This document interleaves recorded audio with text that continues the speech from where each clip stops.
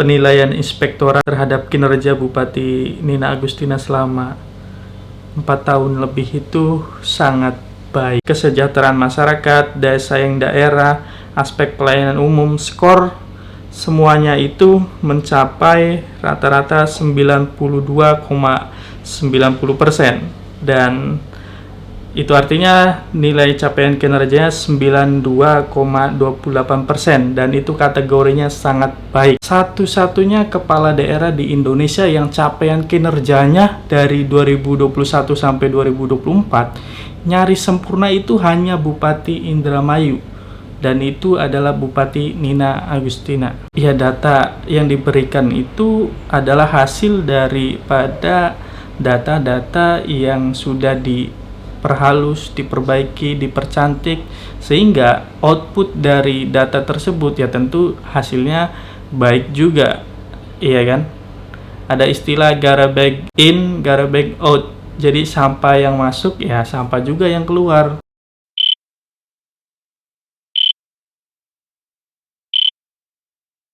Assalamualaikum warahmatullahi wabarakatuh. Kembali lagi di konten Opini Reang. Dan di konten video Opini Reang kali ini kita akan ngebahas terkait dengan kinerja dari Bupati Indramayu Nina Agustina selama periode tahun 2021 sampai 2024. Itu artinya semasa kepemimpinan dari Bu Nina dari tahun 2021 sampai 2024. Karena kita tahu pada pilkada serentak tahun 2024, Bupati Petahana atau Bu Nina ini tidak terpilih kembali menjadi Bupati Indramayu. Dan cukup mengejutkan bahwa hasil dari penilaian inspektorat terhadap kinerja Bupati Nina Agustina selama 4 tahun lebih itu sangat baik. Dan itu secara faktual pasti bertentangan dengan penilaian yang menonton video ini. Benar begitu?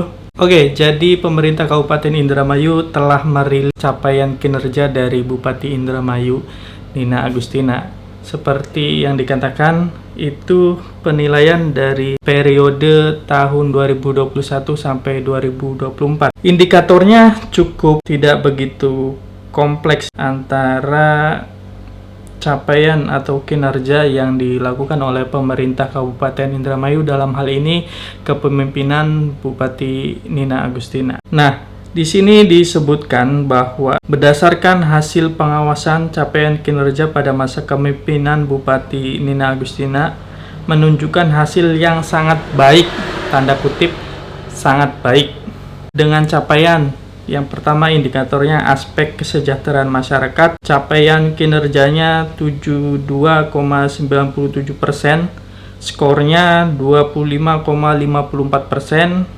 aspek daya saing daerah, capaian kinerjanya 105,45%, luar biasa ya, skornya 31,64%. Kemudian yang terakhir aspek pelayanan umum, capaian kinerjanya 100,29%. Skornya mencapai 35,10%.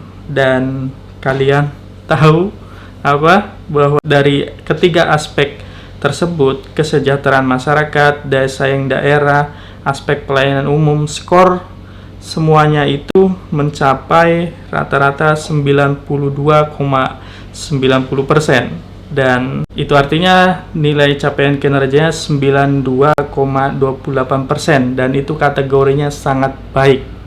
Oke, secara faktual saya nggak bisa ataupun nggak mengerti hasil dari pengawasan Inspektorat Provinsi Jawa Barat tersebut.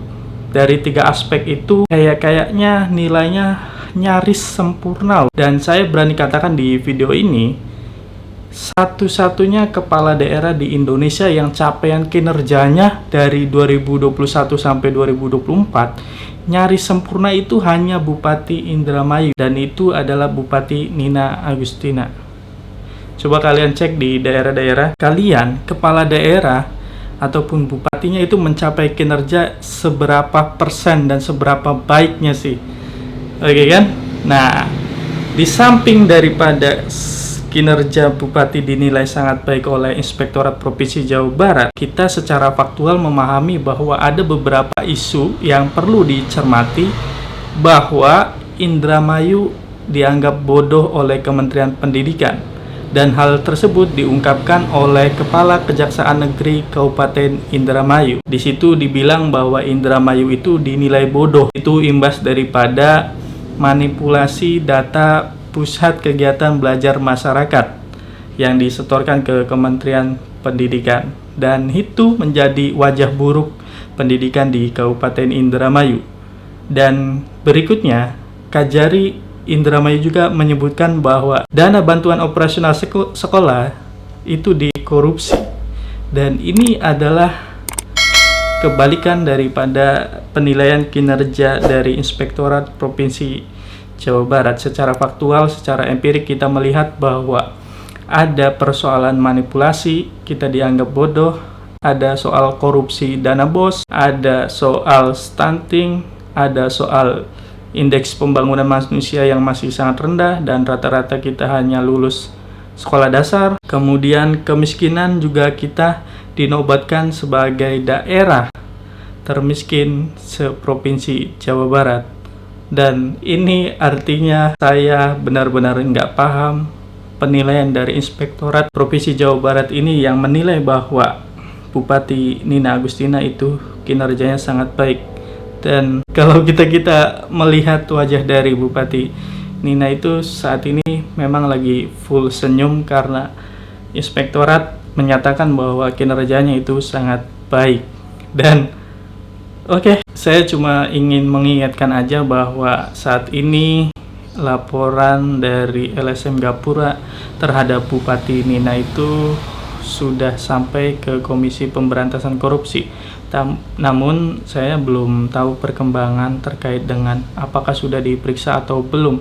Tapi yang jelas bahwa sangat baik kinerja dari Bupati Nina ini akhirnya bertolak belakang terhadap hal-hal yang kita sadari secara faktual tentunya di Kabupaten Indramayu itu sendiri. Ketika kita membicarakan soal pengawasan hasil penilaian, jangan-jangan tim inspektorat itu hanya menganalisis data yang disodorkan oleh pemerintah Kabupaten Indramayu, dan itu artinya adalah ya data yang diberikan itu adalah hasil daripada data-data yang sudah diperhalus, diperbaiki, dipercantik, sehingga output dari data tersebut ya tentu hasilnya baik juga, iya kan? Ada istilah garbage in, garbage out. Jadi sampah yang masuk ya sampah juga yang keluar. Nah, itu artinya bahwa seharusnya Inspektorat Provinsi Jawa Barat ataupun badan lembaga pengawas lainnya tidak terpaku hanya pada persoalan penilaian dari data yang disampaikan aja. Kita juga perlu melihat hal-hal faktual, hal-hal empirik yang wajah sebetulnya daripada realita kondisi Kabupaten Indramayu itu sendiri. Dan ya tentu jika data itu dibuat secara manipulatif, ya akan berbenturan dengan realita dan faktualisasi yang kita lihat dan yang kita rasakan. Dan ya mungkin pertanyaan terakhirnya adalah apakah masyarakat Indramayu pada saat Pilkada serentak 2024 itu salah memilih pemimpin? Which is karena Inspektorat Provinsi Jawa Barat hasil laporannya itu menyebutkan bahwa 92,28% itu kinerja pemerintah Bupati Nina Agustina itu sangat baik. Nah, ini yang menjadi pertanyaan kita, apakah 67% masyarakat Indramayu yang memilih Pak Luki dan Pak Saifuddin itu salah memilih pemimpin atau seperti apa? Silakan kalian jawab di kolom komentar. Kita nanti akan diskusi di kolom komentar. Videonya segini aja. Terima kasih sudah menonton dan menyimak video ini. Sampai jumpa di video berikutnya. Assalamualaikum warahmatullahi wabarakatuh.